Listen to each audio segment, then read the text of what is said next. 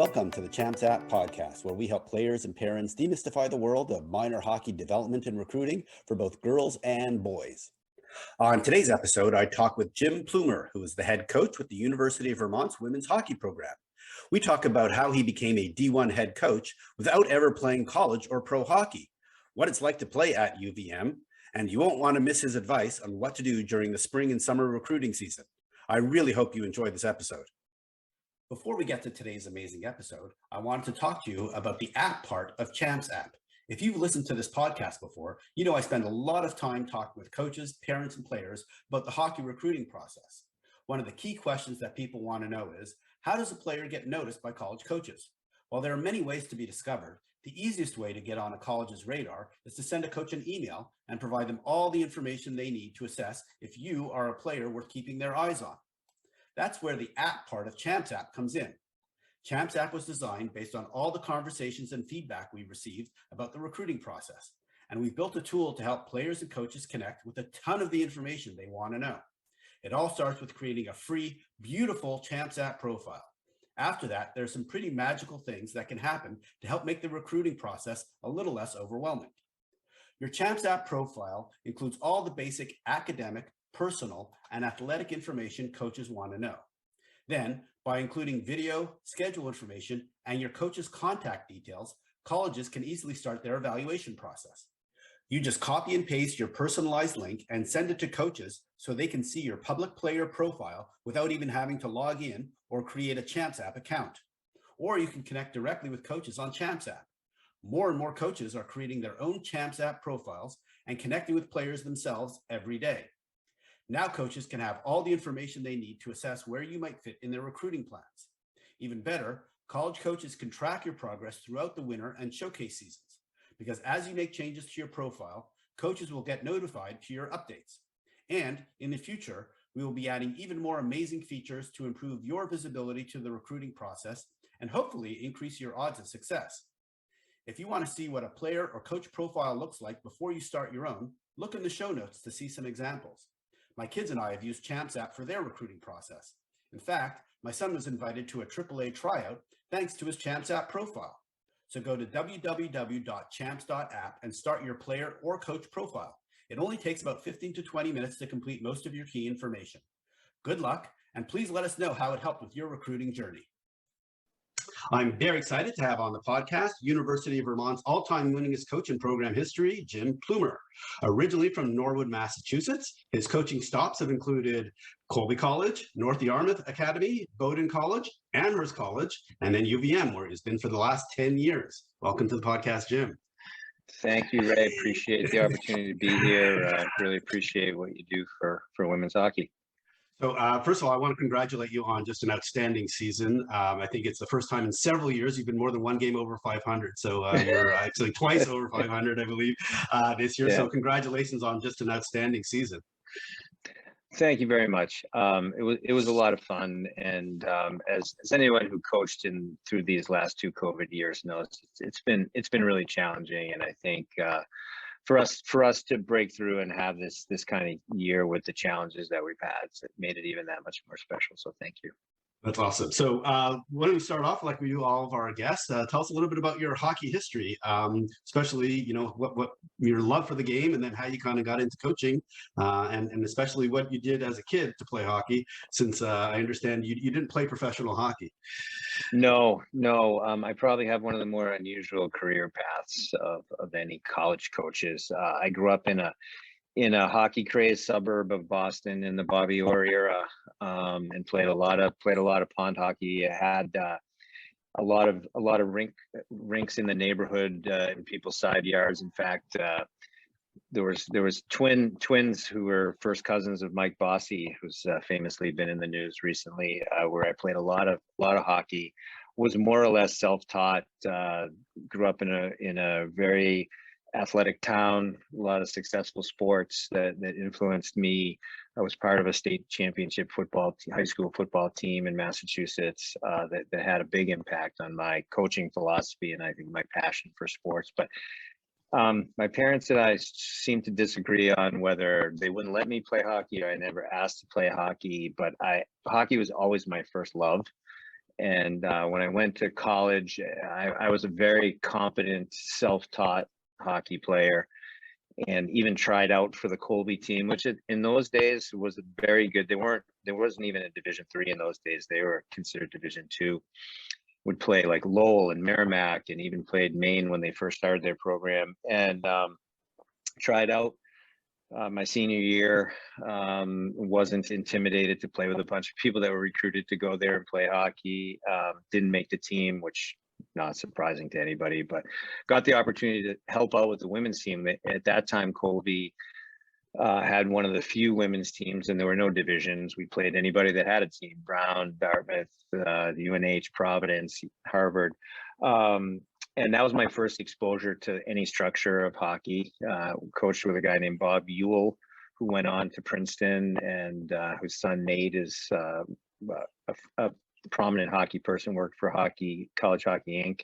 And then basically really didn't pick up coaching again until I had a son that was playing, and I started coaching all his sports, and really got the bug.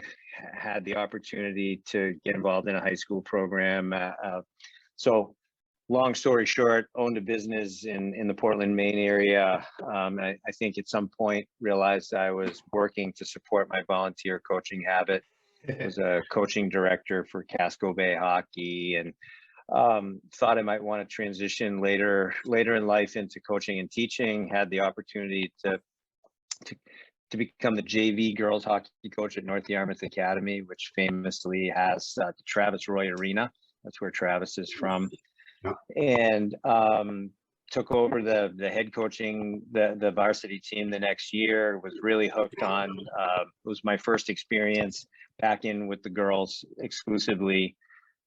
Became friendly with Michelle Amidon, who at the time was the boating coach. We had some aspiring college players. I wanted to learn what it took to become a college player, and then struck up a friendship with Michelle.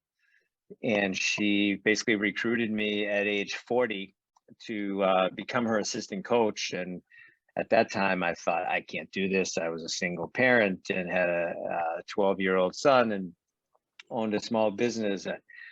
But then when I really thought about it, I thought, well, when would I get this opportunity? They were a very successful program. This was really the dawning of the NCAA era of women's hockey in 2000. It was 2000, 2001. I was immediately hooked.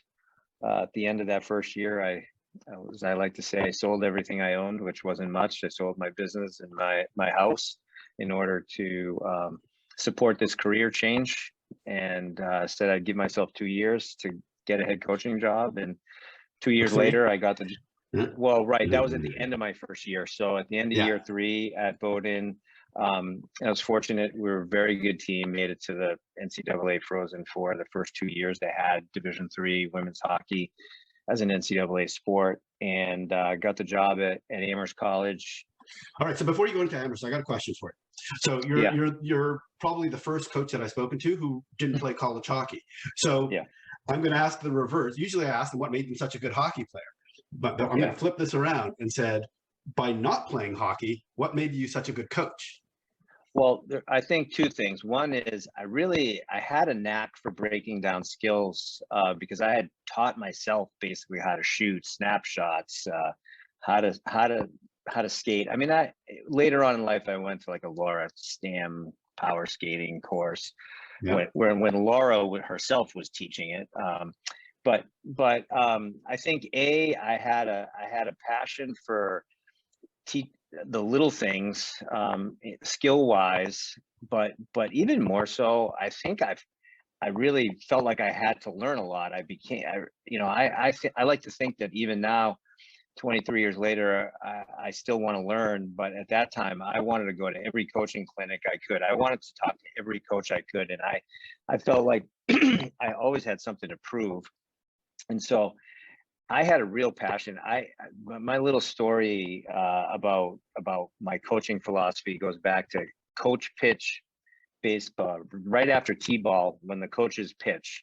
And I was coaching my son's team of boys and girls. I don't even know how old they were, 5 or 6 years old. The key to this thing was to be able to, the coach pitched underhand, you had to be able to pitch it right to where the kid swung the bat in order for them to hit the ball. And I just had this, I had this craving to just like, if I could find a way to pitch to these kids' sweet spot is what I call it, then they'd hit the ball and they'd feel good about themselves. And so, really early in my career, that's all I wanted to do was to help kids feel good about themselves, be able to pitch to their sweet spot. Like coaching got a lot more complicated as my career went on, but at its fundamental core, that's really what I believe in. And so I think that, and I don't want to categorize any other coaches. But I know that a lot of people that have just were good players didn't necessarily even know what made them good players. And I think that's why we rarely see like star players become star coaches. Wayne Gretzky didn't succeed or as a coach, at least by most measures. And so I think for me, I always felt like I had to reverse engineer everything and figure out how to explain that. So that's really the short answer to that. That wasn't even that short of an answer. So how are you able then to, in your first head coaching job and at Amherst College, how were you able then to translate that and build a program there? Because you had quite a lot of success there. Yeah, well, the one thing that was really translated right away was I was coaching in the same league. So I knew who to recruit. I knew what the competition level was in the NESCAC League, which is very good. At that time, Middlebury was the gold standard, which they're back to being right now as they're defending that. They just won a national championship.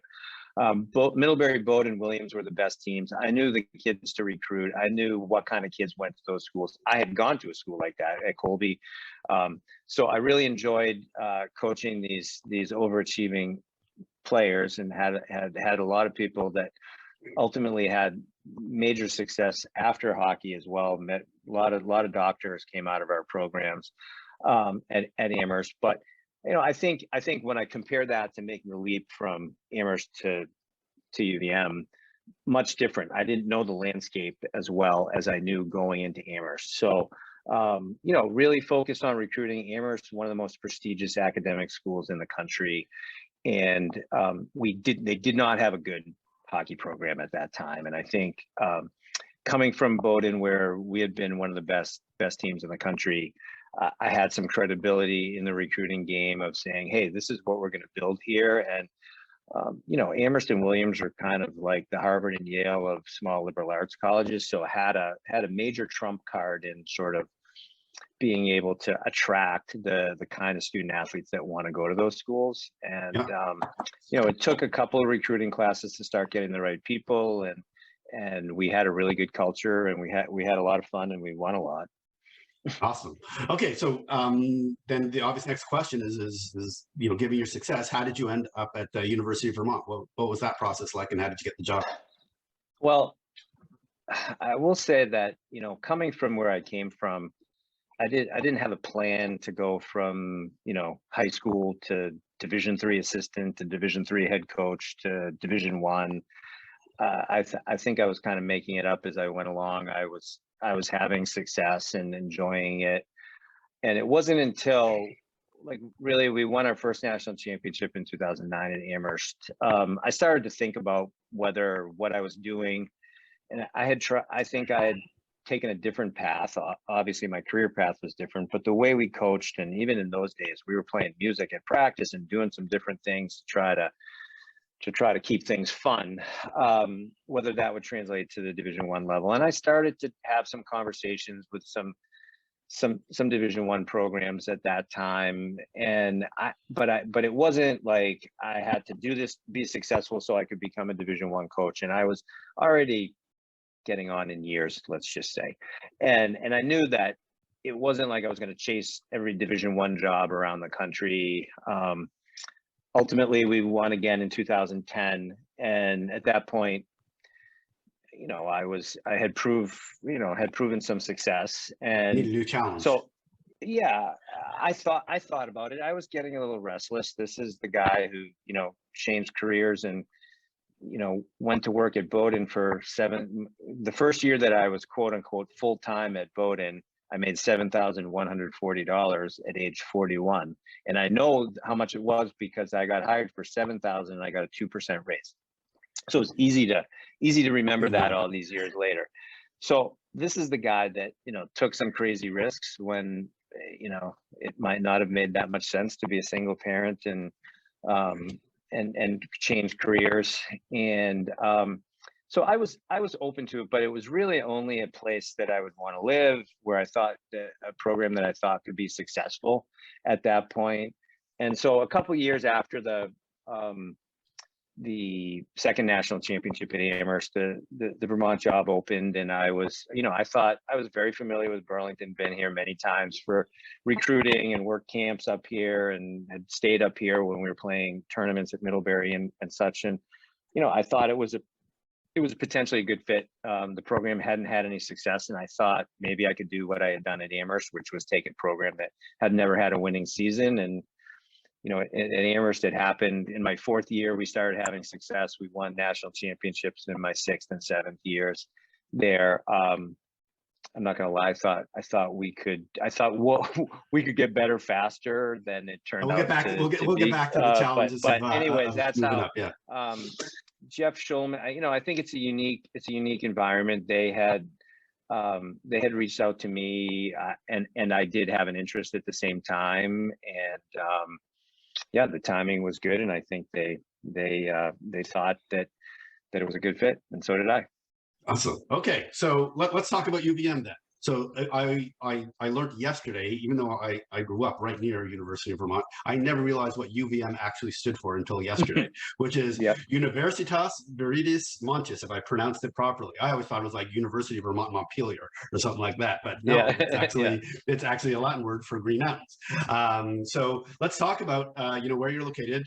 Similar to we had Chris Donovan from St. Michael's on the program, also located in Burlington, Vermont. So quite beautiful area, neck of the woods. Maybe just talk about the school, the academics, and then some of the facilities, specifically Gutterson Fieldhouse, which is, for those watching on the podcast on video, can see in the background a beautiful barn. Yeah, and that's actually an older picture. We now have, we're in the midst of some renovations. We got a new video scoreboard. I can see our old scoreboard over your head there, and new press boxes on the other side of the rink, and kind of a slow moving construction project, but it's happening. I think Burlington's a really unique city. In some respects, I had been to Madison, Wisconsin before with my son visiting to possibly go to school there, and I thought it was really neat. Small city with a major state university close by or in it, but like the downtown Burlington, I think it's considered a safe campus. And I think that one of the things that I really knew about when I was interviewing for the job, they were hosting the World Championships for women. I literally came up here to watch the semifinals a few days before I came back up here to interview for the job. So to get to sit in Gutterson and watch 4,000 people come in there to watch the US and Canada play in the semifinals. So they didn't play each other, but to play consecutive games. I was very well aware of the fact that there's no professional sports here, that's a unique environment, that the community really supports UVM athletics. I had heard stories about how when women's basketball had been really good, they were outdrawing men's basketball. And I really felt like if we could create a successful program, we'd get the support of the community. And we've seen that in ebbs and flows over the last few years, but we really saw it this year. And I think that's really something that we want to build on. Academically, when I was growing up, it was a much smaller school. I think it was only like 3,500 or 4,000 students, and it was considered like by far the most prestigious public university in New England back when I was having some of my high school classmates go here. So it has an old school feel. We're the fourth oldest university in New England after like Harvard, Dartmouth, and Brown maybe, or possibly Yale in there. So it's got some really older buildings that have a classic New England university feel. It's a beautiful campus. We've got views right from the middle of campus. You look one direction, you can see the Green Mountains and Mount Mansfield, which is the highest peak in Vermont. which still has snow on it. And if you look the opposite way, you got Lake Champlain and the Adirondacks on the other side. So, you know, my goal all along was to build a program that people wanted to come to.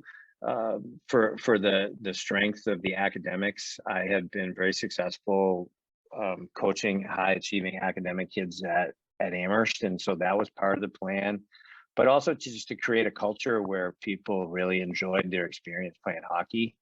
And yeah, it took a lot longer, you know, to sort of see the results of it. Not that there weren't pieces of that were happening all along, but to get the pieces to kind of go together took a bit longer than I would have liked. Yeah, so I mean, I know you've spoken about this before, but you know, I believe something you had said was along the lines of you underestimated the differences of moving from Division III to Division I. What were some of those key differences? Well, strictly from the job standpoint, I just was talking to somebody about this morning that, you know, like, I think being a D3 coach, you're like that sole proprietor of a small mom and pop shop, where you're the person opening the doors in the morning and manning the cash register and having the great relationships with the customers who are coming in and buying coffee, and you're closing it up at the end of the day. And you might have a few people that are working for you here and there.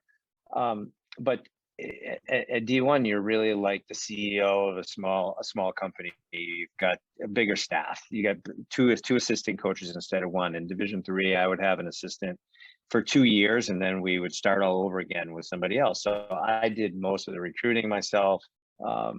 And I thought one of my main jobs was to actually mentor these coaches and move them along in their careers. And one of the things I'm most proud of in my career is I have a very large coaching tree, and it's awesome to see how successful these people are. Division I, Division III, head coaches, assistant coaches, and one in Canada.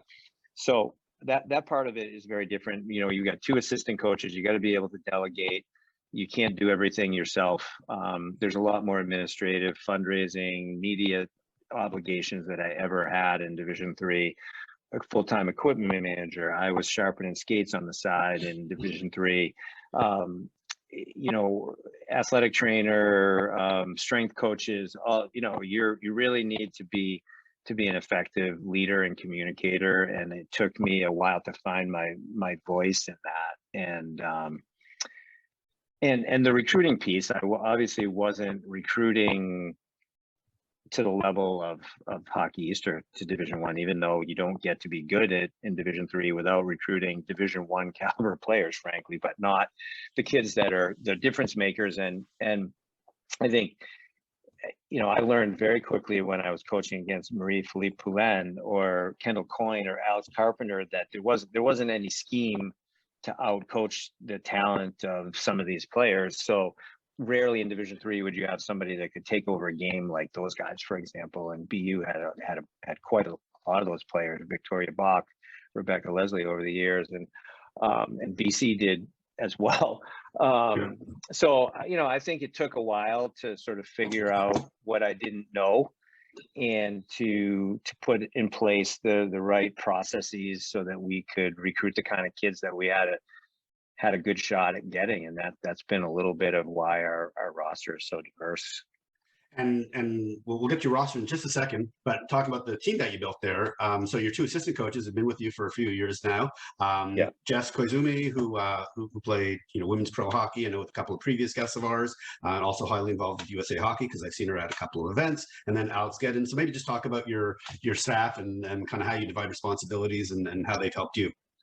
Yeah, I mean, honestly, I wouldn't be here. I wouldn't be on this podcast. I wouldn't be coach of the year if it wasn't for those guys. And I had the good fortune to have gotten some awards in D3, and I don't mean to diminish the impact of the assistants there, but you really are kind of like a one-arm paper hanger in D3. And part of the key right now is to let these guys be good at what they're good at. And so Alex came to us as a student. He was transferring to UVM. He was the woman who's the head coach at St. Paul's School is friends with Alex and her family. Alex grew up at the St. Paul school, and he was transferring to UVM, and he just wanted an opportunity to be a manager, be involved. And we immediately put him to work. This was my third year doing stats in practice. That's kind of one of my things I'm known for, and just kind of being an all-around helper, pushing pucks, whatever we needed at practice. And worked his way into a volunteer assistant coach his last year, where he was officially on the staff working with our goalies. He was a goalie, and now he coaches the goalies, he coaches the forwards, and he runs the power play. Does a lot of individual skill sessions. Has a lot of the same qualities that I kind of see in myself in terms of having a growth mindset.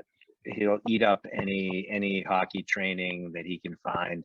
He's really found his voice as a skill instructor, working with some of our elite players, and obviously has done a great job with our goalies over the last few years. And so the year he graduated, he went to Maine for 1 year, and we had some staff changes after the 1 year at Maine, and it didn't, literally the day we lost an assistant, I called the head coach at Maine and said, hey, is it okay if I talk to Alex? And he couldn't come back fast enough. He's a UVM alum. He's passionate about the university, loves it here, loves our kids, and he's been a great fit from day one. And it's been extremely gratifying to watch him grow into such a prominent role.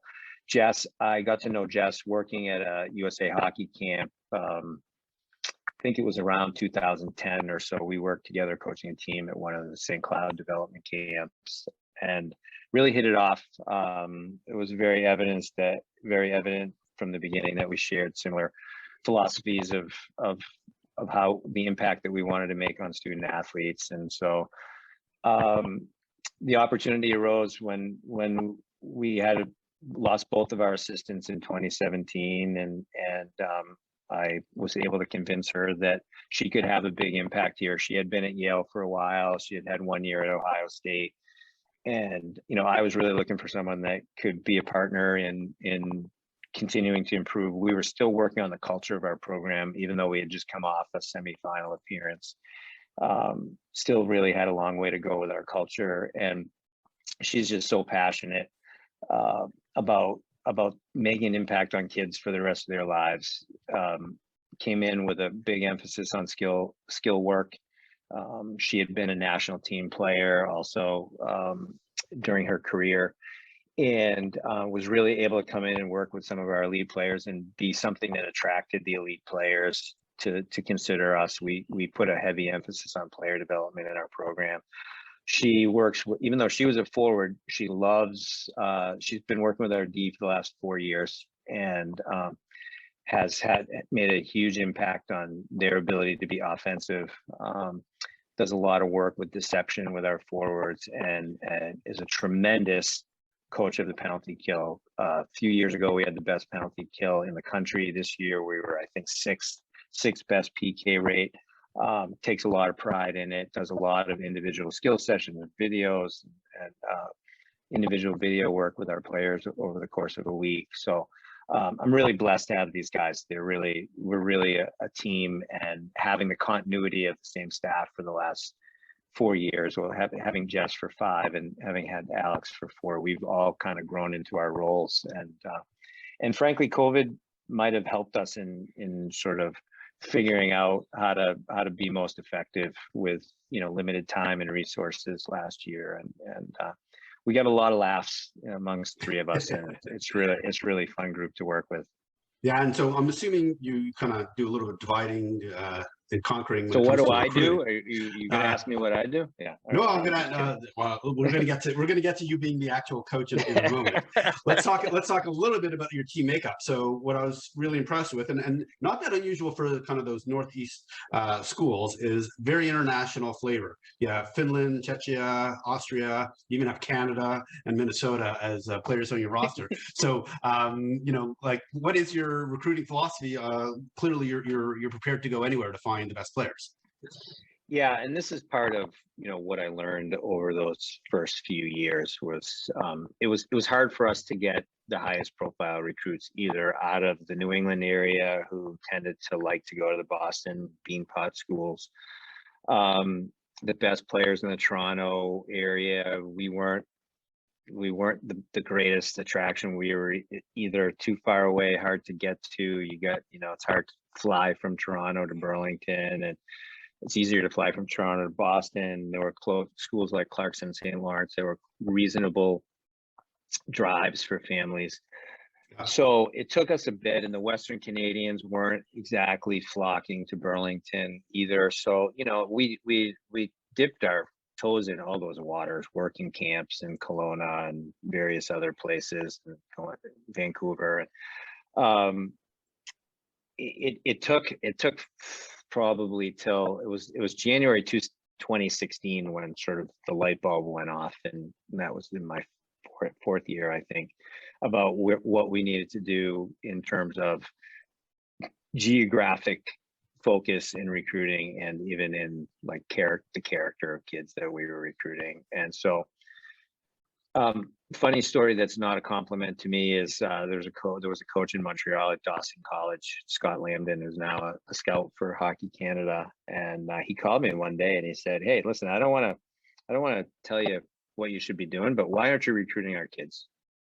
And I said, "Honestly, Scott, I don't have a good answer for that." We should be. I got my butt up there to the next game, and we, the first person we ended up recruiting out of his program was our graduating captain, Christina Shanahan. And so made a conscious effort in Quebec. At the same time, I'd been longtime friends with Peter Elander, who was longtime assistant at North Dakota from Sweden, former Swedish Olympic coach. And he had been inviting me over since my first year at UVM to work camps that he had in Sweden.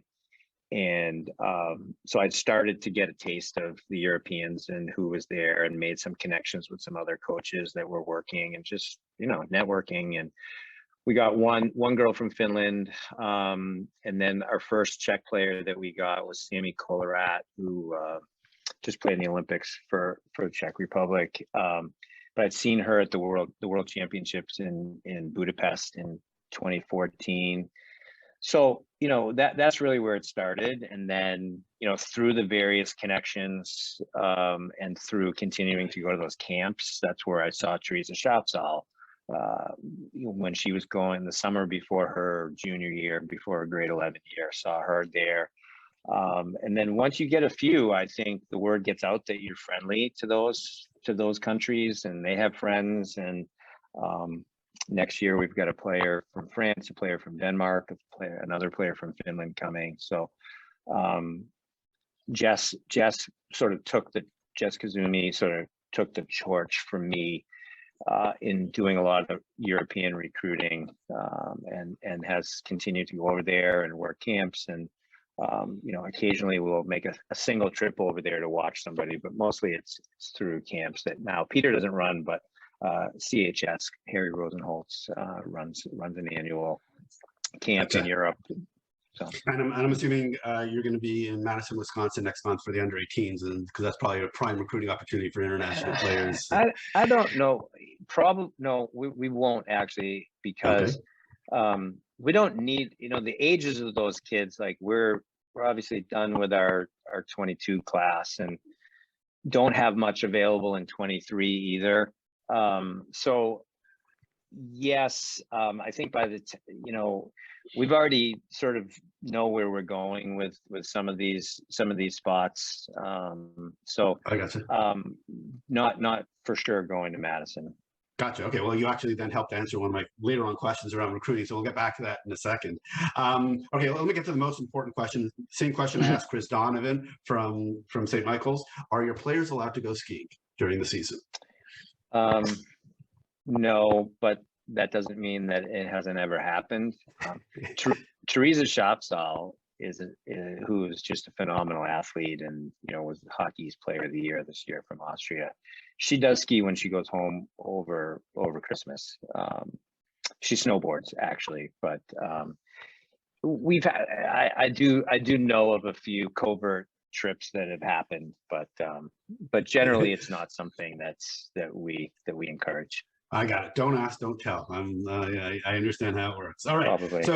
So I've been talking a lot to you coaches recently about what it takes to kind of build a successful program. I'm wondering, at the NCAA Women's Hockey Division I level, what does it take to win?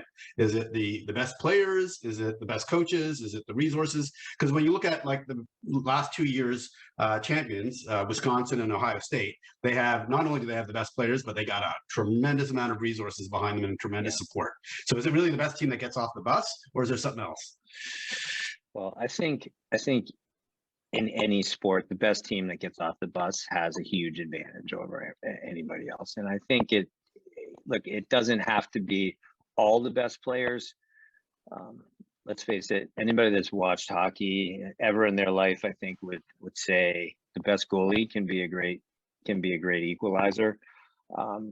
I certainly think that the resource, like, we're not a school that has great resources for a state school. We're not in the same ballpark at all with the Big Ten schools, and with others that prioritize hockey or even athletics. But I think we've proven that we could do it without it.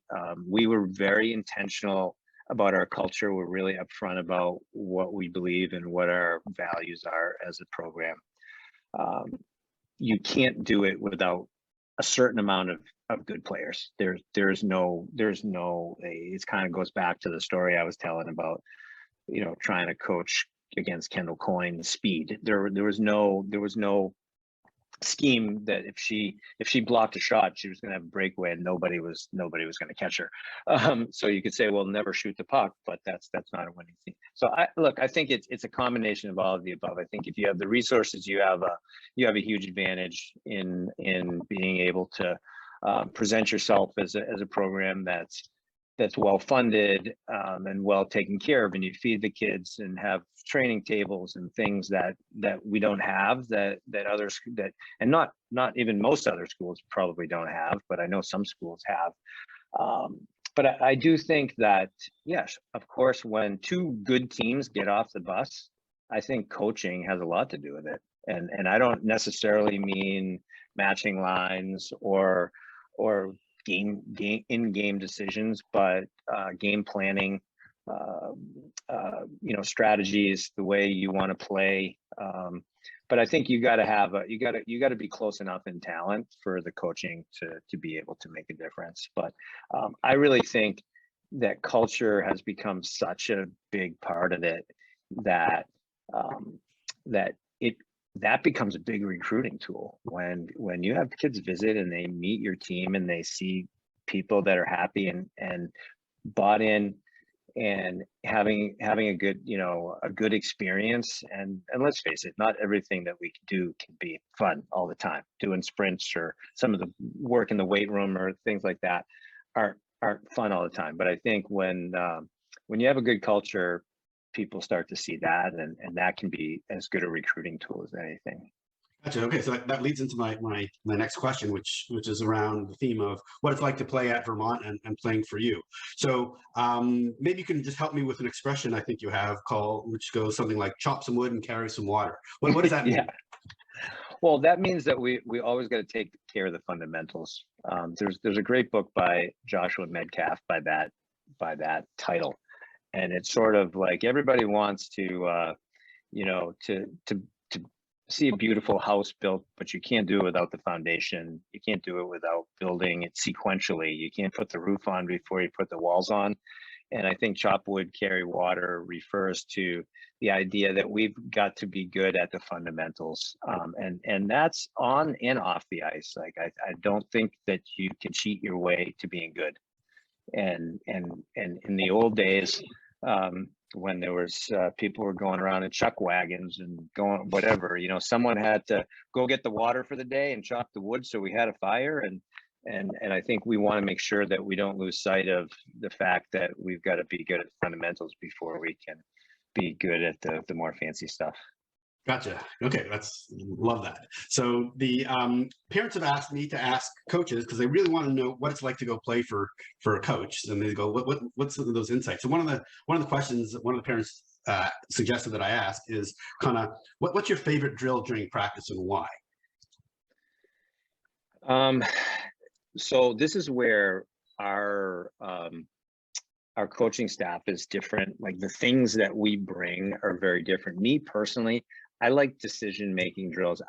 So Jess is really, really good at skill drills and putting out obstacles, and we're gonna like toe drag around this tire, and we're gonna push and pull around this other obstacle. And Alex is kind of good at setting up some situations. I really like simple things where we're putting them in a situation where they don't know what's going to happen next and have to make a good play right away. So I was talking to Alex one day this past season, and I just had this idea of this drill. We named it after a little restaurant that we like to go to, where it's just three people milling around, and they just at the defensive blue line, and you give them a puck, and they're facing like their backs are to the net that they're going to attack. Their backs are to the neutral zone, and you just put a puck out somewhere, and it's like, okay, now sort out this situation here and make 3 good passes before we attack the net. Things like that. So I think we have a really nice combination of the basic flow drills that you sort of need to do to warm up and take care of some situations like 2-on-1s and things like that. And then games and then unscripted drills where you got to figure out this situation here. It could be a 3-on-0, could be a 2-on-1, could be a 1-on-1, and then games. I'm a big games guy. Have been since I learned that from Michelle Amadon, and then kind of took it to another level at Amherst, where we started creating practice competitions and keeping stats in games. So I don't know if I could name one specific thing, but the Poorhouse 3-on-0 is the drill that I was just talking about. Yeah. And it's not the highest class restaurant in Burlington. All right. Yeah. Well, perfect. All right. That's a great answer. So now let's transition to what you're like during a game. So I got 2 kind of easy questions for you. One, are you vibrant and loud, or are you yelling at the refs during the game? And then how do you decide how many minutes to consume during a period? Oh boy, who is feeding you these questions, or are you watching me? That's really funny. I've transitioned away from mints. I'm going to answer that. I'm back to gum now. One brand new piece of gum per period. I can't unwrap it until I get on the bench, which means I'm putting the wrapper somewhere where someone's not going to like to see it. I used to go 1 mint per period, and somehow I wouldn't chew on it ever. I would just kind of let it dissolve in my mouth, which is crazy because I eat those. I have a bowl of them in my office, and I almost never do that when I normally eat a mint. So that's it. So we're back to gum right now, and my dentist didn't have anything to do with that. But no, I'm not crazy yelling at the refs. It doesn't mean that I don't get to a boiling point where I do. I learned long ago that the team fed off me. I learned this in my Amherst days. Early in my Amherst days, the team fed off my energy. And so if I was frantic and yelling at the refs, yelling at the players, they were going to play kind of frantic. So I tend to be on the quiet side.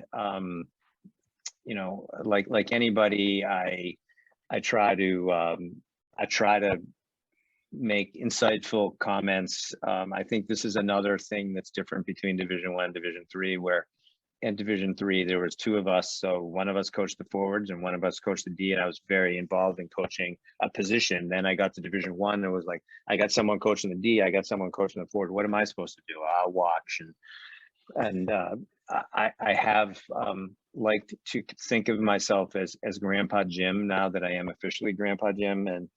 And Grandpa Jim is like the sage, wise old one who just comes in and gets to play with the babies, but doesn't have to take them all the time and change the diapers and all those things. So I joke about that, but I try to be as calm as I can. I think there were some times this year where the team really needed the energy from all of us, and I really enjoyed really being engaged in the game and really trying to pump the players up. But most of the time, I'm pretty quiet.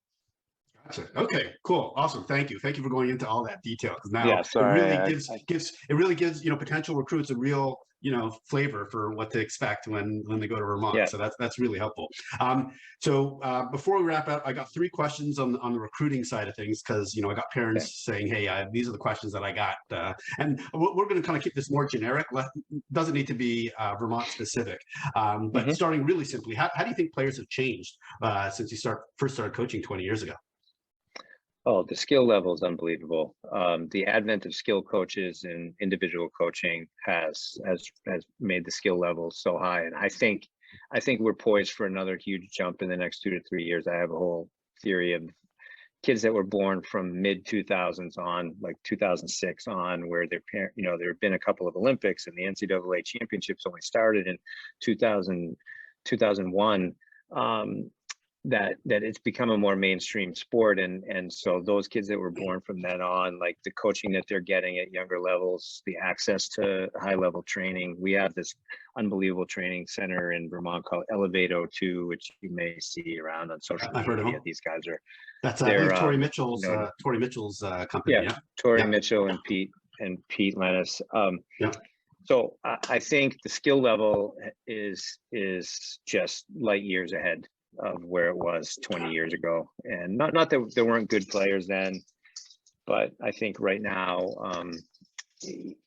I would say in 4 to 5 years, the real the beneficiaries of this is going to be Division III, in my opinion, because there's not enough Division I programs for all these really good players to go play, and so I'm really excited about that. That's actually a great insight, is that the pyramid is just getting much wider. So therefore, not just D1 is going to go up, but D3 is going to benefit from the higher quality players. So it has to. Yeah. That's awesome. Okay. Second question. So related to recruiting. Once again, not necessarily Vermont specific, but what are Division I coaching staffs doing right now in early May as they plan for the recruiting season, specifically June 15th to kind of hit next month? Because as you kind of mentioned, most teams probably have their 2022 rosters already set, probably quite a few commits for 2023. What, do they have, some kind of recruiting board where they're trying to figure out what the pieces are, and how are they looking at things, when it comes to transfers versus kind of freshman recruits? Great question. I think it varies. The transfer portal has definitely, thrown a wrinkle in that nobody really sort of saw coming, and the 5th year COVID eligibility has also changed that. But I'll just say, I hope that most coaches are taking a break right now. I know we're kind of happy that we're in a quiet period in women's hockey in May, and we end up being pretty busy right from the end of the season up till now. And so I think we do need a little bit of time to kind of regroup and recharge. But yes, the plans are to to be ready for June 15th. We were recruiting in April through late April, both at USA Hockey Nationals. I think most people would be there. Ontario Provincials, Quebec Dodge Cup, College Hockey Showcase in Florida. There were a bunch of things that people were doing, but I think right now the main thing is to be ready for June 15th. And who do you want to call? Who are, we still, and I think, this ripple effect of the 5th year of for COVID is going to, impact for another 3 years. We had pushed people back, and other, people that were committed been pushed back. So I think we're going to still have a relatively few number of spots for the next couple of years. And I think that it becomes very specific, like a need versus sort of, hey, we're replacing a whole class. Like in some places, some schools might have only 2 or 3 kids graduating from a class of 5, 6 or 7 because people are staying. So I think that it's not unusual that people are gonna like save a scholarship for someone that pops up in the transfer portal that you won't know about until next fall, or a grad transfer type person. So I think that's, that's made this puzzle, which is just an ever-changing picture, more complicated. Gotcha. Okay. So what advice would you give parents as they plan for the spring and summer for events to attend? Because like you said, you know, a lot of coaches have told me, like, don't go to 6 showcases because you're going to see the same coach every time. And there's only, like, once you're on their radar, you're on their radar. Like, what advice would you give them on how to plan out what to do in the summer? I'm a little old school in this thinking, but I do think that 1 or maybe 2 showcases, 1 or 1 tournament to be seen at, where you're not on a team necessarily, or there's the Beantown or something like that. I would really still advise people to spend that money on development in the summer. That it's important to be seen, and you don't want to not be seen at all in the summer, because that's one of the things that's changed a lot in recruiting since I started. Even when I started in D1, there was 1 coach that was going to miss a third or more of our games because they were going to be recruiting. Now there's so much recruiting in the summer, and we feel like we want our coaches to be here to coach our team, that we don't want to commit to not having our staff to here for our own games. And so I do think, so it's important that you do be seen. You don't need to be seen everywhere. And frankly, I think that ends up hurting people more, not only because they spend more money than they need to, but like sometimes when coaches like form an opinion of you, it's not going to change. So if they saw you at one place, unless you make a huge change, how are you going to make a huge change? By doing some development. There's so many programs all over North America now, whether it's small rinks or just individual coaches that can get on a big sheet of ice or small sheets of ice, or these boutique rinks and stuff like that. That I think it really needs to be a mix of both. And especially when you look at a company or an organization that puts on multiple showcases, the chances of them having like significantly different coaches at every single one of them is probably, and I don't want to, like, those things have helped more people be seen, and I'm not bashing on any of them. It's just, I think sometimes I talk to people about how much money they're spending in the summer to travel to Boston for a weekend tournament, and hotel rooms and flights and things, and you're doing that 3 or 4 times when you could take half that money and put it towards development, like a camp that emphasizes development. I don't have a camp right now. I used to have a camp, and I was swimming against the tide. That was development camp. It wasn't a recruiting camp. It didn't mean we couldn't recruit somebody out of there, but it was designed to be, 3 times on the ice a day to work on skills and learn how to go from A to B to C, not just to go out and skate around a couple cones, be patted on the head, and maybe I'll know your name by the end of it. That wasn't the gist of it, and I would love to see more of that stuff. Gotcha. Great. Well, you actually stole my last questions. If you were going to be running your Summit Hockey Camp again this summer, so does the actual school put on any hockey camps, or if the best way to see you in the spring or summer is actually just by going to the regular events that that show where you or your coaches are going to be attending? For right now, that's the best way for us. We couldn't have Summit the summer of COVID was also, we were supposed to be under construction. We weren't going to have ice. There was a little uncertainty about what this summer was going to look like. We could have done it, but chose not to. And Jess Kazumi does have a little clinic that she's doing at the end of June. I'm not sure how it's on the website that people can find on the website. Yeah. So that's the only thing. We used to also really benefit from having the Naha Labor Day tournament here in Burlington. And this is the first year they've moved it to Boston now that Naha's left Vermont. So we did have a little clinic around that before, but that's not not a thing anymore. Gotcha. Well, Jim, I really want to thank you so much for coming on the Chance App podcast. I mean, it was great to hear about your coaching history and how all the success that you've had at Vermont, and specifically what I think most parents really care about is what it's like to play at Vermont, and what it is, your style of coaching and what folks can expect. So thank you so much for doing this. Well, thanks for having me, Ray. Appreciate it, and again, appreciate what you're doing for our sport. I really want to thank Jim for coming on the podcast. It was great to hear about his unique coaching journey, how he and his staff like to coach their team, and his advice for players and parents as the off-season recruiting period begins. You can find Jim's contact info on the team's website, or you can also connect with him via his Champs app profile. The link to his profile is in the show notes. And remember, if you got something out of today's episode, we'd really appreciate it if you'd like, follow, subscribe, and even better if you could leave us a review so we can keep sharing this important hockey information with folks just like you.